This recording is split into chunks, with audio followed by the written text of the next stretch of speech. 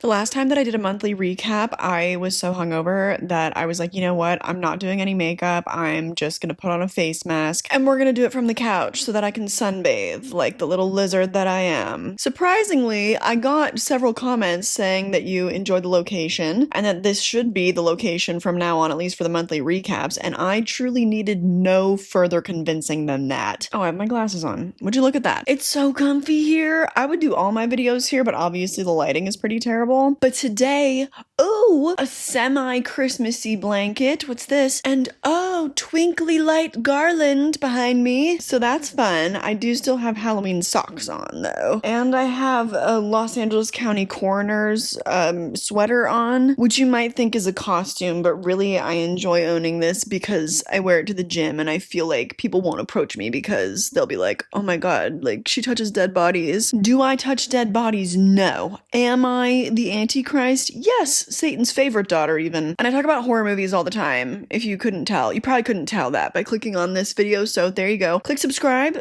celebrate Halloween all year round with us here. Clicking the like button and the notification bell will also always keep my videos in your feed. If you're new to the monthly recaps, we always start with TV shows that I've been watching, then we get into non-horror, then horror rewatches, new watches of old horror, and then finally new horror releases. So TV shows, guess who's still watching Hannibal?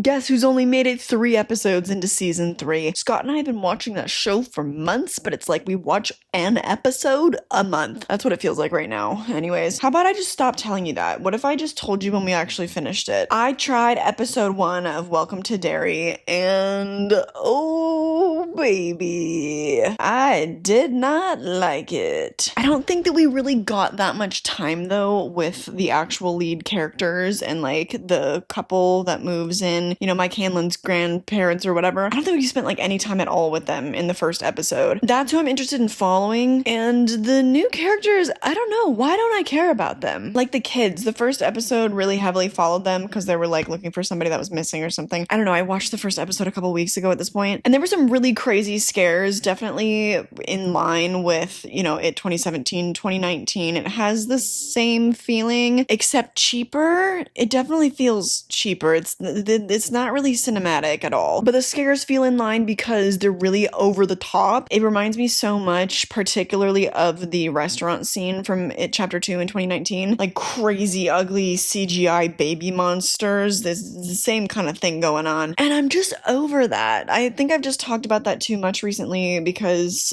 you know, Conjuring Last Rites also came out a couple months ago, and I was saying the same things then that I'm gonna say now. I just don't let this cushion is flat. It's because this is always the one that we lay on when we're watching TV. What was I talking about? Oh, yeah, over-the-top scares. I get that that's definitely a lot of people's cup of tea. In my opinion, I think that it's more for general audiences than actual horror fans. I feel like the Conjuring movies are horror movies for non-horror fans. Like the first movie was more of a pure thing and it was something that was more new, but then as the series has progressed, it's just turned into like jump scare city, just way too over the top. Those aren't the kind of scares for me. I was excited for the TV show to meet new characters and explore more of the themes that we get from the book, and I'm sure it will. I'm sure we will. I just felt that any of what was being set up was totally overshadowed by how unnecessarily over the top I felt like everything was. Also, I don't know when Bill shows up, so I guess my bad for expecting that he would show up in the first episode. I knew that they didn't have the budget to really afford Bill Skarsgård. Like, I knew that, don't worry. But I was expecting he'd have, like, maybe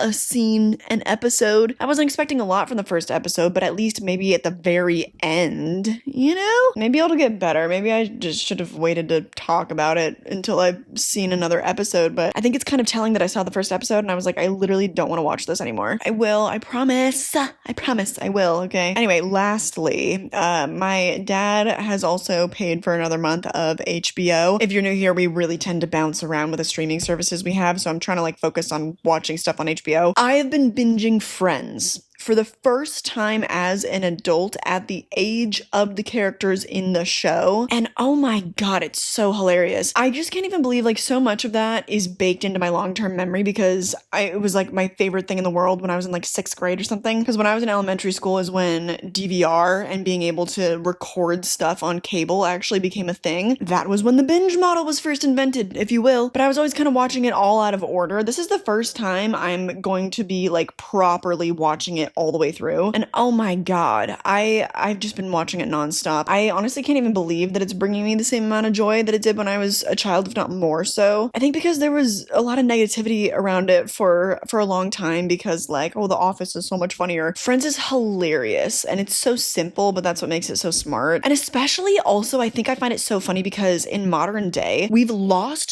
so much of physical comedy. The physical acting of all members of the cast and even the periphery characters like Gunther, undeniable, absolutely undeniable. Granted, I'm only on season 5 right now, which I think is pre-Joey Tribbiani lobotomy, so not super looking forward to the later seasons and some of the dumber plot lines, but whatever, I'm having a great time. I'm talking too much about Friends. Okay, let's move on to non-horror movies. There are so many this month. And also, oh my god, let me tell you a little secret right now. I am shooting this part of the video on November 24th because tomorrow I'm gonna be traveling via plane, mind you, to visit my family for the holidays. So I'm gonna have to record the end bit of this recap on the 30th when I'll be there. So there might even be more non-horror coming up. It's whatever. First up, we have Good Fortune. Do you guys know about this movie? It came out in theaters. I think it did okay. This movie is kind of an ensemble situation. The main character is Aziz Ansari, and because of an angel played by Keanu Reeves, he gets to switch lives with a billionaire who is Seth Rogen. And it's all about coming to terms with loving his life, but it's a pretty poignant commentary about how money in fact does solve all your problems, and it's very basic. Like, it's also directed by Aziz Ansari, and he has been wealthy for a very long time. Okay, Parks and Rec was a huge show. He also sold out, didn't he? Right? In Dubai or wherever. So the whole theme of the movie definitely felt like wealth inequality for Cocomelon babies. And even though the movie was kind of doing the right things, kinda, it just didn't totally feel genuine. Keanu Reeves was really funny. He is putting on a very interesting affect in this movie. I swear to god, I saw a review of somebody saying, I love that autistic angel Keanu Reeves. Whatever he was doing, it was working for me. But he was far and away the funniest thing about the movie. I just don't find Aziz Ansari very funny. Let me specify, when he's writing for himself, I do think he had a lot of great moments on Parks and Rec, but never my favorite character. Ooh, mama. So that one, if you missed it in theaters, I think it's fine. For me, it was like a 3 out of 5. It was okay.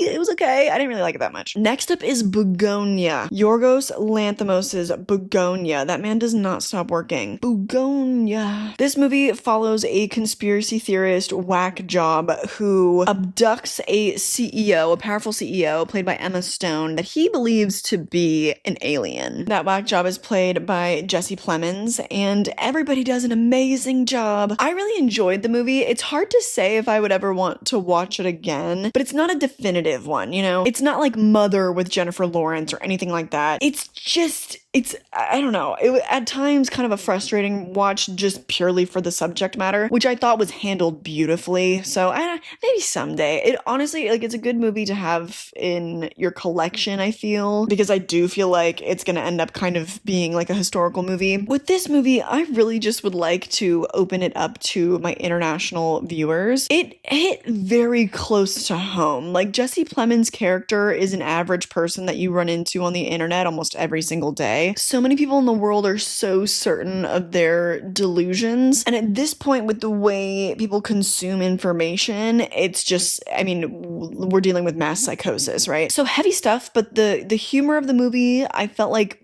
for the most part, landed. But a lot of it, I think what held me back was that it was a little bit too dark for me to like ha-ha at. I would love to see some acting nominations for the movie. I really would. I think especially Jesse Plemons has more than proved himself with that role. Also, would you consider that a horror movie? Because I mean, it a little bit, but not really. I don't know. Next up, we have Snow White and the Huntsman. I don't really know what inspired me to watch this. I think because I was gonna have an evening to myself, which was kind of rare, and I was like, this movie's over 2 hours long. I guess I'll finally watch this, have it on Blu-ray. And it's just the story of Snow White. There's nothing else really about the story except that the evil queen has a brother, and the casting is pretty crazy in this one. I mean, Kay Stu is there. She's playing Snow White. Woefully miscast, by the way. Charlize Theron is wonderful. She's there. Chris Hemsworth also is there. And this came out in the era where we were taking him seriously for some reason. I just mean that makes so much more sense when like Thor became comedic. Like he's a comedic actor. And then who else? Because I remember my commentary was like, I can't believe they mixed all these fandoms together. Oh, Sam Claflin was there. Yeah. So you got Hunger Games, you got Marvel, and you got Twilight. You combine those things in 2012, that's lethal. Although I guess Sam Claflin was not, he hadn't been in Hunger Games yet, had he?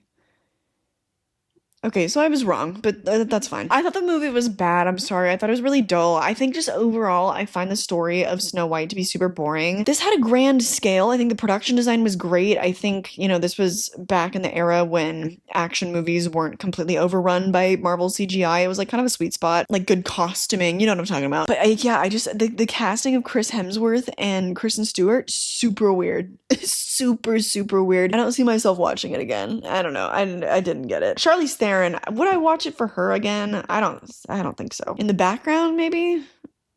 Maybe not. Oh my god, speaking of Twilight, kind of, not really. I rewatched The Host since the movie came out like 13 years ago or something. Came out in 2013, whatever. So The Host is a book that I just finished reading, and it was written by Stephanie Meyer, who wrote Twilight. So I was like, yay, I'm going to watch the adaptation now. This movie follows a parasitic alien soul who is injected into the body of Melanie Strider, and instead of carrying out her race's mission of taking over the Earth, Wanda forms a bond with her host and sets out to aid other free humans. The book, honestly, was so good. It was delightful. Like, it wasn't good because it's Stephanie Meyer and her sense of morality is all twisted. But anyway, it was delicious. Like, just, she's a great storyteller, if nothing else. Even if the motivations, like, behind her choices and her stories are deeply confusing, the stories are great. Okay, I love the book. I thought that the movie would be adapted into just a delicious garbage stew. I thought it'd be just like Twilight.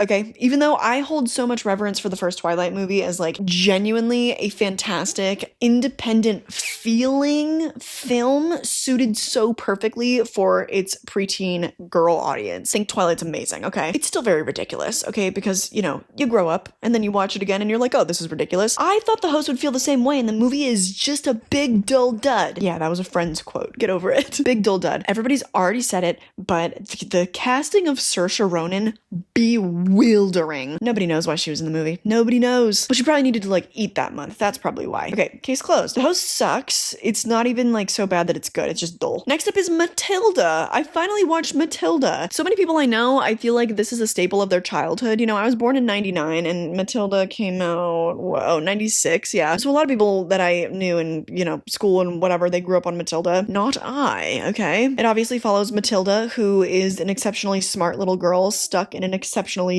dumb family. I feel like that's the best way to put it. And the girl just wants to read books, you know? But this is a problem for her family, apparently. So she gets sent away to this school where they're hoping that Matilda is gonna get like punished and stuff. Oh, and then she realizes that she has a telekinetic power. This movie was all over the map. I thought that it was charming. I thought that it was fun. I had an okay time. I had a 3.5-star experience. I don't really get it. Why is she telekinetic suddenly, like 3/4 of the way through the movie? I'm being dramatic. It was maybe like halfway through. It just seemed so inconsequential and like, I don't know. If I was a kid, obviously that's not something that I would be questioning. I just would be like, oh my god, what a fun twist. Now we're doing this now. So had I grown up on it, I don't think that I would have a problem with it at all. But I guess I just was trying to like find my my purchase, if you will, because all my favorite movies from childhood are still my favorite movies to this day because they just hit on like really deep, complex elements of humanity that as a young person, you know, you can only absorb it via those kinds of stories and like animation. Matilda, I didn't really feel like had any of that, besides found family is always going to be more important than blood family. But also sometimes little girls are telekinetic. Like I didn't get like how it fit in. I don't know. So that's just not my favorite flavor of a children's movie, I guess. It's just when I like don't really know what's going on. But it was fun. It was cute enough. I was considering doing an episode of I Finally Watched on Matilda for my patrons. That is a perk, by the way. I do 1 or 2 episodes a month over on Patreon of I Finally Watched. And the next movie actually that I was going to talk about is Brokeback Mountain, but I did an episode of that on Patreon. So you can join over there. I made about a 20-minute long video and like a little mini deep dive into Brokeback Mountain because I had never seen it and it just had its 20th anniversary this year. It was fantastic. I gave it 5 stars, but that's all I'm going to say here because I've already rambled. Oh, the favorite is up next. I decided after Bugonia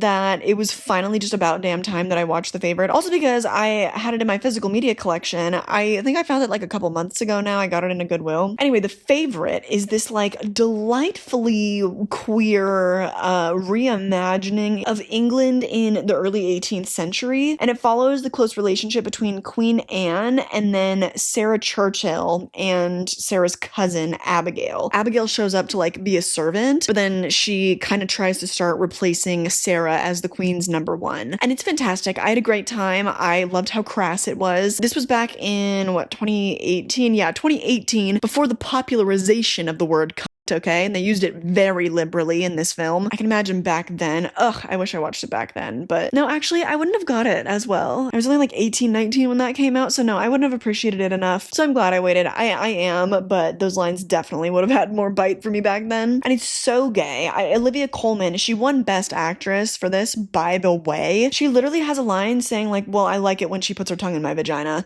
Yes, more of that, please. It's also just so gorgeous. And that came out, oh God, I was trying to say that came out also.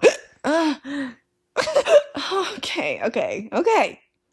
Oh my God. So sorry about that. Excuse me. I hiccuped the thought right out of my head. I know it had something to do with the production design though, so let's just say that was fantastic. Oh my God, and the costuming. Pretty sure that was nominated. I can't remember if that won in 2019, but the camera work, it's Lanthimos. It was interesting as always. Comparatively to Poor Things and Bugonia, there's a lot of contrast. They're very different. I feel like the only kind of similarity that I noticed was the fisheye angles that we see in Poor Things and in The Favorite. I don't think that showed up in Bugonia. And in Poor Things, they typically were in black and white as well when that would pop up. I'm really curious about his curiosity with a fisheye angle. But even though you couldn't really make fully direct comparisons, I feel like with the cinematography, for the most part, you can, it just has the aura of Lanthimos. I wish I could explain it, but I've only seen all of his movies one time. I've only seen the ones that I've seen one time. Oh, and I didn't see Kinds of Kindness yet. But anyway, he is currently a filmmaker who is really interesting me right now. Next up would be No Country for Old Men, but I'm going to be covering that in my next episode of I Finally Watched on the Patreon, so keep your eyes peeled for that. God, I watched so much non-horror in November. It's like, because after in October, I am exclusively watching horror, so I'm sorry, bear with me, my dear horror lovers here. Next up is Now You See Me, Now You Don't, baby! Come on, let's talk about magic. You don't need the synopsis, alright? All the horsemen and a couple of new horsemen are back in action for another heist. This time it's literally a heist in pursuit of a giant diamond. I mean, how much more heisty can you get? Look, it's not good, okay? It's not. I love these movies so much. Unironically, the second film with Daniel Radcliffe, I give a 4.5-star rating, okay? I didn't feel like they jumped the shark. I felt like it was a great sequel. This movie suffered from what so many legacy sequels do. And the first movie only came out, like 14 years ago? Not that long ago. So I'm like, why are you pulling out the stops of dumbass legacy sequels? Introducing newer, younger characters, okay, to get more of the Gen Z audience to come. I am Gen Z. It is me. I love Woody Harrelson. Did y'all forget that Gen Z loves Hunger Games? I love Woody Harrelson. I love Dave Franco. I love Jesse Eisenberg. I want to see the original Horsemen. I don't need new people. I want to see the characters that I like doing the things that I like in these movies. But there's just too many people. It is so convoluted. Rosamund Pike's German accent is truly awful. Girl, ooh, I'm so sorry. There are certain moments with like certain vowels that she's putting on. I swear to God, almost sounds like a southern twang. So she's trying to sound German, but then every once in a while, I feel like I hear Texas peeking through. And I'm just like, girl, less is more. I truly, like, one time I met this I met this German guy who I literally thought was British because in some areas they teach English so well that German people just end up sounding British when they speak in English. I've met so few German people who have like really, truly thick German accents. So honestly, I'm like, dude, less is more. You're playing this like billionaire character. I was way too hung up on it, but I've spent a lot of time in Germany. I had a German exchange student when I was in high school. I've spent a lot of time around German people, okay? So I couldn't get over it. Oh my God. But I love these movies. You know what? I had a good time. I love heist movies. I love super corny, over the top, super derivative, even twists. I love heists. I really do. And I understand all their pitfalls, but I don't care. So I know that they are fast and furiousifying the Now You See Me franchise, and they've tricked me. I'll be there no matter what. But you better put Mark Ruffalo as a lead in the next one, okay? Why wasn't he there? He's a critical element of the Now You See Me movies, okay? I didn't like that he wasn't in this one. And that other certain actors were brought back, but were clearly phoning it in. Come on now. Whatever, everybody. Get your bag. It's fine. Next up, ooh, Eileen, Queen of the Serial Killers. Eileen Wuornos is somebody who's really deeply fascinated me since I finally watched Monster. I think that might have been earlier this year, actually. And I covered it in an episode of I Finally Watched over on the Patreon. That might have been the first movie I covered for that, actually. Anyway, I just was so shocked at how sympathetic the take was on kind of her life story. It made me really curious because the only thing that I'd been exposed to before was Ryan Murphy's, presentation of her, and Lily Rabe playing her in American Horror Story Hotel. This documentary is not really a concrete story, but you do kind of loosely follow her from her arrest to her execution. A lot of it, though, is mostly comprised just of interviews with Eileen Wuornos herself and other people that were otherwise involved in the case, specifically the prosecutor. What was that asshole's name? I forget. I think he's Scum. But it was really tragic, and after seeing that and learning so much more about her incarceration, about her trial, can fully understand why in Monster we viewed her through a sympathetic lens. The justice system absolutely failed that woman. Of course, later on she ends up confessing to like premeditated murders and stuff, but doesn't mean her initial trial wasn't absolutely botched. And it's just really sad also kind of seeing the way that her imprisonment was affecting her personality and her mental illness. I think that the documentary definitely could have used more structure, but there was a lot of really valuable information in it, and I enjoyed it. It was deeply sad. Also, I don't like the title of it. Eileen, Queen of the Serial Killers. I feel like it's just it's weird. It's weird. It rubbed me the wrong way. Feels a little bit too like slay girl boss queen of the serial killers. Like what? Anyway, let's move on. Next up is Die My Love. I was really, really excited to see this one. Obviously, I am a fangirl of The Hunger Games and Twilight, so yeah, this was kind of a big deal. Die My Love follows mostly Jennifer Lawrence's character through motherhood. She and her partner, Robert Pattinson's character, they move out to this old home in the countryside because it used to belong to like his grandfather or something. And it's just a movie about her deteriorating mental health. Yep, she seems to be suffering through postpartum psychosis in many ways, but also she's suffering through a neglectful relationship. She is not sexually fulfilled, and it's sad. It's long, it feels very monotonous, and I think that 100% was the correct artistic choice, the correct writing choice for this movie. I just unfortunately found it to be redundant. Like it just ended up being one of those movies where I got what I needed to get initially very, very soon. And then I didn't need another hour and 40 minutes of a movie just kind of doing the same thing. I wish I had gotten to know the characters better because the whole thing just feels kind of like one note. And I don't know if that was an intentional thing to be like, once you're a mother, all other elements of your personality will just fall away for a long time or what, but I don't know. I just didn't feel like I knew these people well enough, and like Sissy Spacek is there and I don't really know why. It's weird. I understand that like my opinions about it are kind of at odds because I do think that like that was the correct artistic choice for what they were going for to make it really like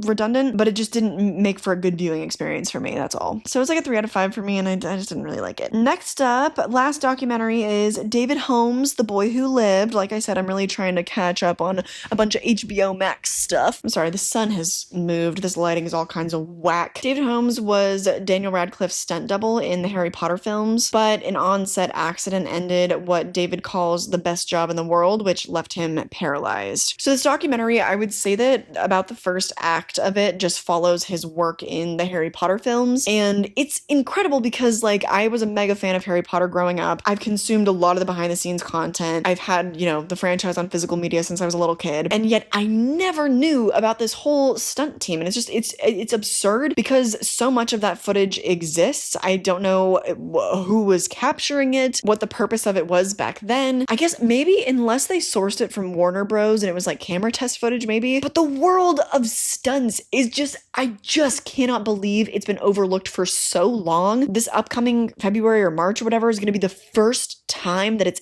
ever been recognized at the Oscars. Like, are you kidding? When I'm sure that thousands of stories like David Holmes's exist. He didn't use this documentary to explore that and the world of stunts and the world of stunt injuries or anything. It was all very much about him and his experience. Daniel Radcliffe also is an executive producer on it, which is really cool. He's very heavily involved. You know, there's extended interviews with him and a lot of footage of him with David. I thought it was a good documentary, not great. And I get that this also, again, is like true to the experience. But again, it did start to feel a little bit redundant because from the point of his injury onward, I feel like I kind of lost track of how many times he would say, like, today is bad, but tomorrow could be worse. Yep. Oh, yep. Things have gotten worse. I really was interested in the advocacy that he was doing and the programs that he was running, but that kind of seemed like an afterthought. It was like kind of the last 5 minutes of the documentary. And I was really curious about that. Oh, no, I don't even know if it was the last 5 minutes. It might have just been like a couple title cards at the end. I just think there needed to be a little bit more balance, you know? Maybe if just the second act had kind of focused on the hospital stay and the progression of his injury and how he's, you know, slowly lost his motor function and all that. And then the third act, we kind of stop repeating that and we just get to like his advocacy efforts and, you know, his charity and whatever. Yeah, overall good, not great. But his persistent adoration of film and the industry, I think is very darling. It's very nice to see. Oh my god, I only have 2 more non-horror movies left, I swear. The first being The Running Man. I actually talked about this just last week on the last episode of Boomers. You can catch that if you're a member or a patron, but I talked about it with my dad and I kind of feel like I shared all my thoughts that I needed to there. It was a 3.5 star for me. You know, I was entertained, but I was overall pretty lukewarm on it. It was kind of disappointing, especially because Edgar Wright is my man. He really is. Yeah, sorry. I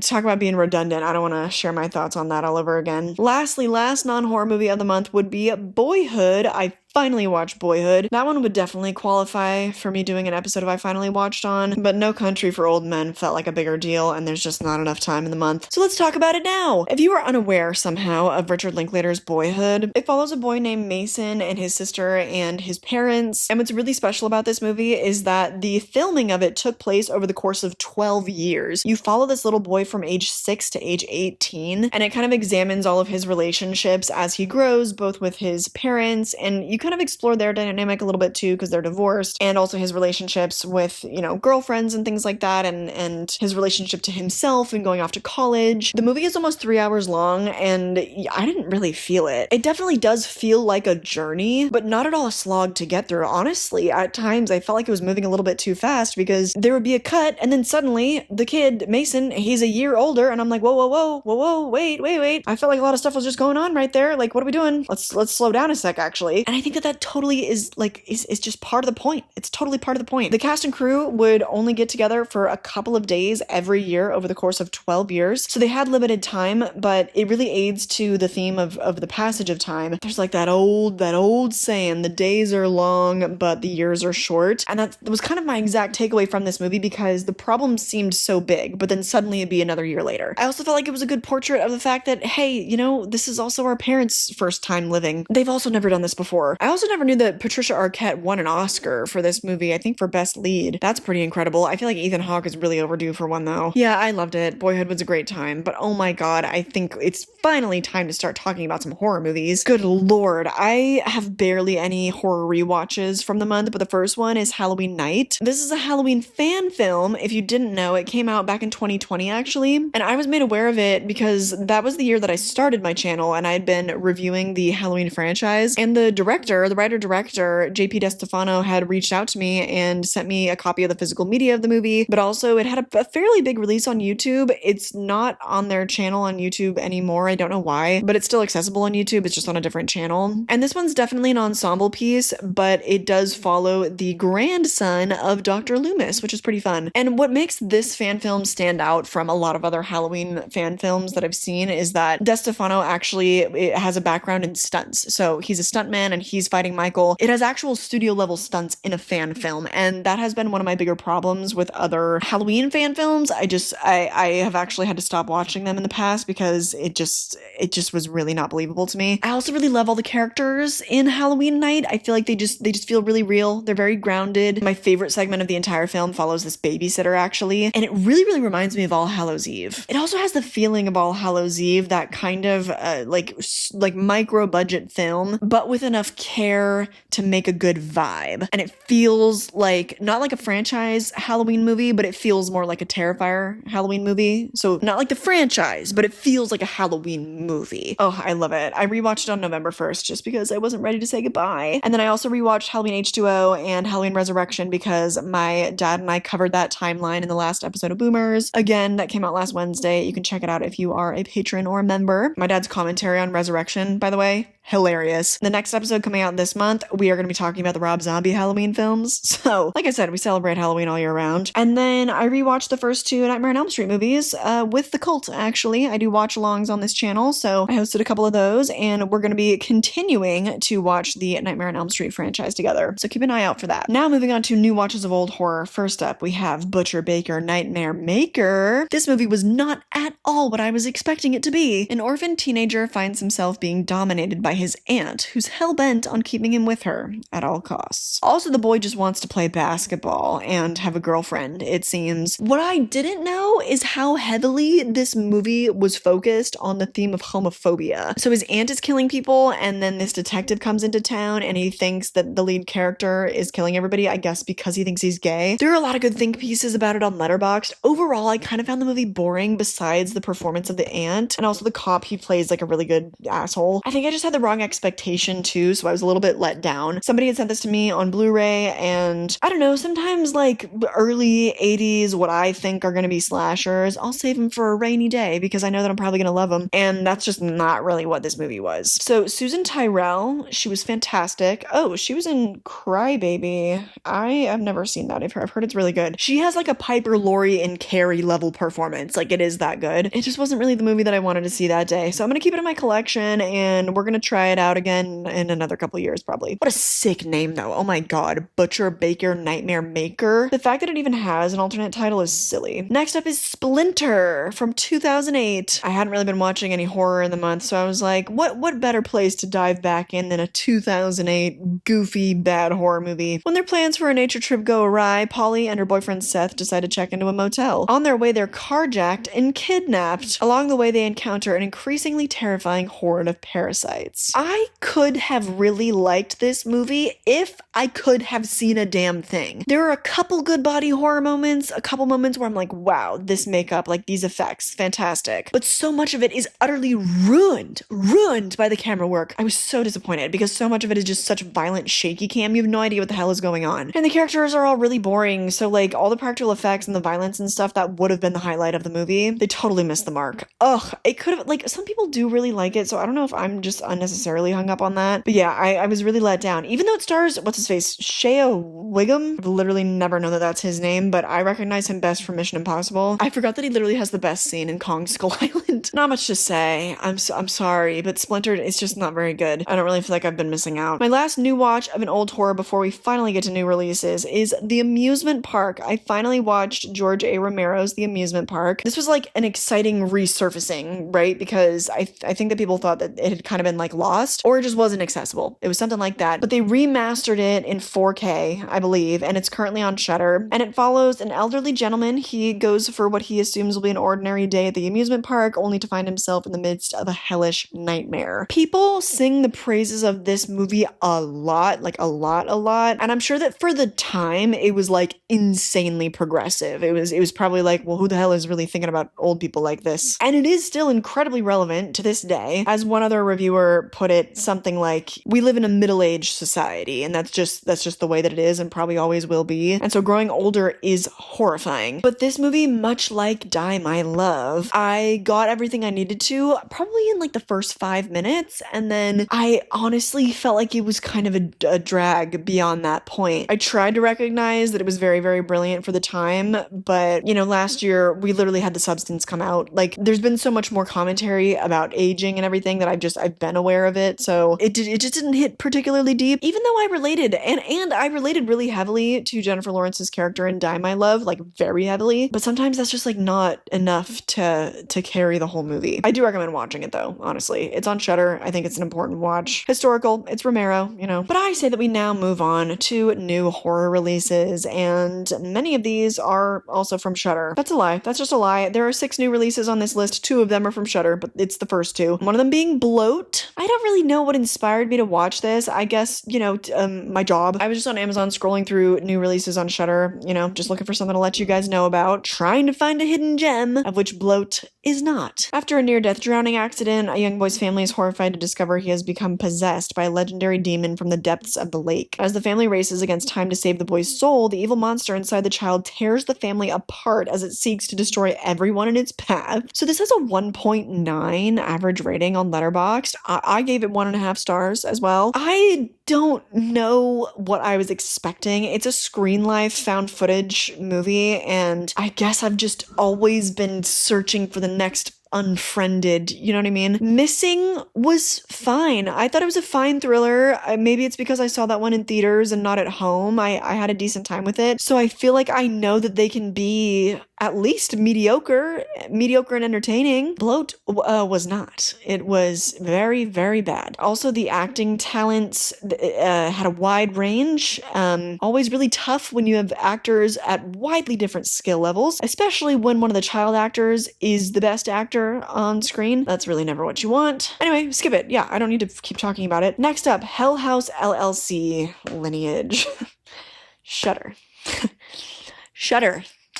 Shudder. Steven. Should I speak to Steven? Steven. What? And I cannot stress this enough. The hell. So you know Hell House LLC, this is the 5th movie of the franchise. In this one we follow Vanessa Shepard, who is staying in Abaddon, and there are mysterious deaths occurring around her, and she discovers her own connection to the Abaddon Hotel, Carmichael Manor, and decades of unexplained murders. This one has a 1.8 on Letterboxd, and I give it 1 star. This was background noise. I could not dignify this movie with my unbroken attention. Absolutely not. I had shit to do. I know that it's so mean. I know that it's horrible, but I literally said on Letterboxd, Cognetti has to have blackmail on someone at Shudder, because why do they keep greenlighting this? Or is he doing it independently and he just keeps signing distribution deals? Like, what is it and why? Shudder, why do you want this on your platform? It's so bad. I mean, I've talked about it before. I'm sure that there is some sort of like investor mandated certain number of movies they have to put out every single month, or maybe it's an annual quota. Like, I don't know. And he's just, you know, one of their main connections. I don't know what the hell goes on, and I do intend to find out. Shudder, call me. But we no more. No more. Hell House, you're done. You're done. I'm not going to dignify it with constructive criticism. I'm not going to do it. And you know what? I liked the last one. The last movie in the franchise, I think, what was it called? It was Hell House LLC, Carmichael Manor. Was that what it was called? Was actually literally the best one of the franchise, I think. So what happened? This and 825 Forest Road, Cognetti really just putting out stinkers this year. I'm sorry, man. I don't know if nobody around him is telling him, but you gotta step it up, man. It's just not okay. And maybe it's the suits at Shudder. Maybe they're the ones that need to hear this. Shudder, if you have Stephen Cognetti chained up in the basement and you're forcing him to make these movies and shoot them in like 6 days with $200, stop it. Stop doing that. Okay, I'm gonna move on. Next up, Frankenstein. I have already done a dedicated review on this channel, and I also talked about it a lot with my dad in the last Boomers episode. I asked him some very probing questions about fatherhood, so that conversation got kind of personal. I think it was really good. Our last episode was really good. We also talked about Predator Badlands, and I don't know how much more I have to share here, because, I don't know, we spent like a good 7-ish minutes on it, I think, in that episode. They just Mandalorianified it. They Disneyfied it. They made it very commercial. The Predator kind of looks a little bit neutered. His face looks stupid. You know, there's a cute, funky creature that they can turn into stuffed animals and toys. They upped the comedy a lot, which we didn't really see in Prey, the last installment, especially with Dakota Fanning's character. And I don't know. I really enjoyed myself. Like, I loved being in the world. I thought the action was fantastic. The movie is beautiful. The sound design just wonderful. So I had a really, really good time. I do think that there's a lot about it that's not very good. And I really hope that that's not the direction of the franchise. Let's get down to the diabolical, pure terror of Alien Romulus. You know, that's the direction that I want. And then next up, I've got Keeper, which I already also did a dedicated review on, so you can check that out. But the last new horror release of the month is If I Had Legs, I'd Kick You. And the reason why I put it in this section is because I just feel like all the marketing that I've seen and the way that people talk about it, I thought it was going to be a full horror movie, and in many ways it is. But is it fully? It's debatable. With her life crashing down around her, Linda attempts to navigate her child's mysterious illness, her absent husband, a missing person, and an increasingly hostile relationship with her therapist. This one had a lot of hype. I was seeing everybody that I follow on Letterboxd giving it like 4.5, 5 stars. I've been seeing also talk of Rose Byrne maybe getting an Oscar nomination for Best Lead Actress. It's also totally my jam, totally my cup of tea. Commentary on motherhood, psychological thriller, unlikely acting, this time with Conan O'Brien and Rocky starring. Rocky, like it's the fighter guy, A$AP Rocky, sorry. Rihanna's husband, if you will. No, they're not married. Whatever. Scott? Hey. What are you doing? Pee. Oh, I thought you weren't listening to me. Why could you hear me when I called your name? So I walked out of my room. Yeah, no, it really scared me. When I walked out of your room? Of my room? Yeah, because the door sticks, and when it unsticks, the sound scares me. Oh, are you still recording? Yep. So they're gonna hear you about me going pee? If you want them to, weirdo. We'll leave it in. Oh, wait, you can come back out. I'm talking about If I Had Legs, I'd Kick You. It's the last movie of the day. We watched it together. Do you want to tell the people your thoughts? Come here. I don't have many thoughts for it. That's okay. You can say 3 words. Okay. Come here. 3 words. 3 words? Okay. 2.5. That's your 3 words? That's it? Okay. He gave it 2.5 stars on Letterboxd, so. It was fine. Just not for me. Appreciate you giving me the chance to share my thoughts, though. Yeah. I felt kind of similarly. I gave the movie 3.5 stars, but I didn't give it a heart, which is very rare for me. Because usually if it's made it at least up there, then I enjoyed myself. But yeah, once again, I don't know if it's just a goddamn mood that I am in, but I felt like I got everything that I needed to from this movie from just a couple of scenes. I didn't need all of it. And listen, I think that every choice made was probably the right one. I think that there is so much that's so interesting to unpack from the movie. And I do want to get into some light spoilers about that in a minute, but I just wasn't very entertained. Like Scott said, also just not really for me. Didn't really enjoy watching it, but I do love reflecting back on it and thinking about all the various imagery of the different holes in the movie. This movie really, really focuses on holes. There's a hole in her ceiling and there is a hole in her daughter's stomach. And she starts to kind of experience visions, like this weird kind of black hole in the hole in her ceiling. And so much of her anger comes out at her, the property management or whoever is not fixing this goddamn hole, but really you kind of figure like it's representative of the hole in her daughter. And that's just where she's like concentrating her anger and her energy, because what else can she do? There's almost nothing within her power that she can do to make her daughter better, and that's explored a lot throughout the movie. So I think the symbolism, the acting, a lot of the writing, fantastic. I'm in full agreement with most people. Where I disagree is that this movie felt like a pressure cooker. Like people felt like their heads were gonna pop just watching it. I didn't feel that at all. I don't know if it's because I have already seen Darren Aronofsky's Mother. That movie is fucking stressful. Like, oh my god. So this was kind of like a way toned down version of that, which is gonna be good. That's good, because a lot of people I think are not equipped to watch Mother, but it just means that I kind of feel like I've seen the movie before. It's good though. It's good we have a more realistic take on a story like Mother. And like I said, very effective, good symbolism choices. Also the camera work was extremely claustrophobic. I'm sorry, this is kind of a bigger spoiler, so you can leave now if you haven't seen the movie, but I found it a particularly inspiring choice to not reveal the daughter's face until literally the last shot of the movie. And Scott and I had really different kind of like interpretations of that, or this wasn't necessarily his interpretation, but I was like, what's your theory on the ending? And he just kind of came up with it. I thought that the purpose was, yeah, she went through all of this and she went so crazy by the end that she literally walked into the ocean multiple times. But then when you finally see the daughter's face, it's no longer a depersonalized thing. You realize, oh, like you see this sweet face, like this is who she's doing it all for. Like this is who makes all this worth it. Scott's theory was that she drowned in the ocean and then saw her daughter in heaven. So very curious your thoughts on this movie, particularly the ending. Let's open up that conversation in the comments down below, but we're not done yet. We've still got, I don't know, probably another couple minutes of this video, right? Where I gotta fill you in on what I watched during Thanksgiving week. So let's throw to that now.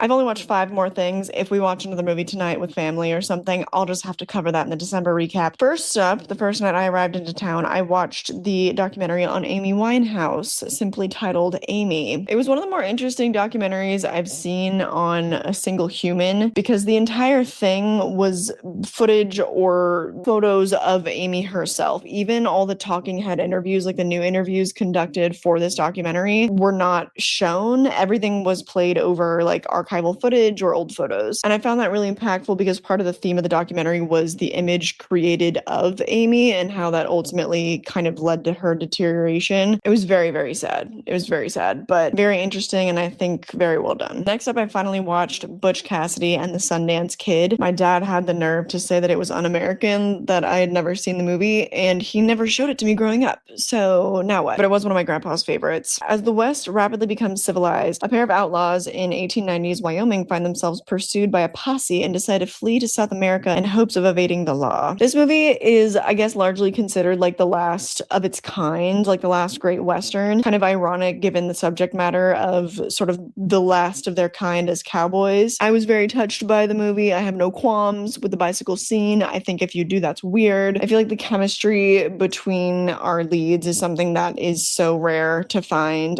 to this day especially. There's an old Hollywood kind of charm that has kind of largely been lost, and this movie is such a great example of it. It's no wonder that 4 years later they went on to make The Sting, which is also amazing. I think I'm going to rewatch that this month. I don't know if it's my new favorite Western. I think that'll still be reserved for Tombstone, but it's up there. And you know what, to be fair, I don't think I've ever seen a Clint Eastwood Western, so I'll get on that and then I'll get back to you. Everything else was a rewatch. Last year I talked about The Grinch from 2018. My family really enjoys that movie, and I think we've watched it like the last 3 years in a row. Yeah, since 2023, we've now watched it every year, and I really enjoy it. I think it's super funny. I have a good time. I don't think it's great, obviously, but it's really fun, and it makes my dad cry. We also rewatched The Christmas Chronicles, and I really enjoyed that movie when it came out in 2018. It came out on Netflix and watched it with the family, and we all liked it back then a lot. I think it might have even made me cry, and I thought it was just hilarious with Kurt Russell. And rewatching it now, I don't think we've watched it for a couple years, and it's not very good. Oh man, I hadn't rewatched it. I think we maybe rewatched it in 2019 or 2020. I don't remember. Have we ever rewatched it? Maybe not. I don't know. No, I think we did because the sequel came out a couple years ago, but I never had it logged on Letterboxd before, so I guess I hadn't seen this movie in at least 5 years. Yeah, not really that good, except the jail scene is fantastic. And then finally, we have Rob Zombie's Halloween from 2007. I finally showed my father Rob Zombie's Halloween, and imagine my 66-year-old boomer father having to endure the dialogue of Rob Zombie's Halloween. And yes, I did record some of his reaction. So the patrons and the members have access to the episodes of Boomers. Obviously, check that out for that bonus content. We've been covering the entirety of the Halloween franchise, so now we only have 2 more timelines to go. And on that note, that wraps us up. Oh, I didn't even mention, I'm trying to be quiet because my dad is in the next room. I have to admit to you all that over the years, I've really come to love Rob Zombie's Halloween. I really, really do. But he can't know that yet. Anyway, let's wrap up this rather long recap. I already just mentioned the memberships, the Patreon. There is a ton of bonus content to be found. I've already talked your ear off about that, but I do also have a second channel where I primarily talk about physical media. If you couldn't tell, I come from a lineage of book lovers, but that also extends to DVDs, Blu-rays, VHS tapes, etc. So you can find that on my second channel, but it's also my hobby channel. So if you also want to see me like drunk at Disneyland or like drunk in a graveyard on Halloween. You can also find that there. I'm also on social media. Everything you need is linked down below. Just go have fun down there. And while you're there, do please check out the GoFundMe link for my next short film. We are going to be shooting it in the first week of February, so it's kind of coming down to the wire. Every donor gets a credit in the short film, and they premiere either at festivals or on this channel, so look into it. More than anything, though, I just hope that you enjoyed this video, and I hope I got you in the next one. Bye.